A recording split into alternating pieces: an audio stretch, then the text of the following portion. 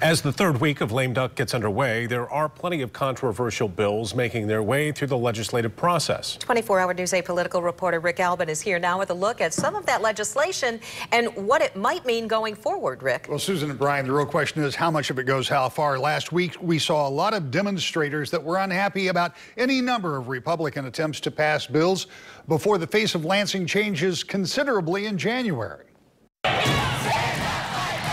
Bills that would allow the legislature to intervene in legal cases involving legislation it passed has moved from the House to the Senate. Republicans say it protects their prerogatives as lawmakers. Democrats say it undermines the incoming Attorney General. Democrats say attempts to have a say on who can sit on a newly created commission for redistricting created by passing of Prop 2 in November goes against the will of voters. Republicans say the language is necessary for implementation. The list goes on. Voter access changes from Prop 3, oversight of Line 5, bills that impact unions. While this week could be somewhat subdued, allowing bills to move through committee and back and forth between the bodies, the lines are clearly drawn, and next week could shape up to be a contentious one. That led me to ask one former House member and soon-to-be Senate member about the advisability of such a session.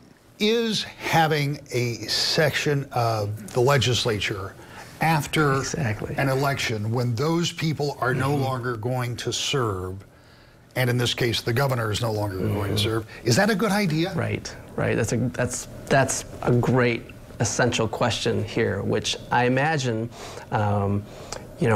wasn't imagined at one point when we thought about doing this. Probably there was the thinking, well, there'll be work to finish up. There'll be some bills that needed to get done. We've got to run the government from election day to the end of the year because that's what we do. So we've got to still be able to pay the bills and take care of things that come up. I don't know that anyone imagined this kind of a lame duck process and this kind of maneuvering to extend one's power beyond the time that they're going to be there. Now, it's fair to point out that Senator-elect McCann is a Democrat who will be coming into the minority in the Senate, albeit a larger minority, and as such not inclined to agree with the majority controlling the legislature. It's also well to note that so far the only big piece of controversial legislation to reach the governor's desk is the changed ballot initiatives on minimum wage and sick time. Finally, we don't know what else will get to his desk or what he'll do with those bills when they do, so that makes the next 2 weeks unpredictable and well worth watching, Susan.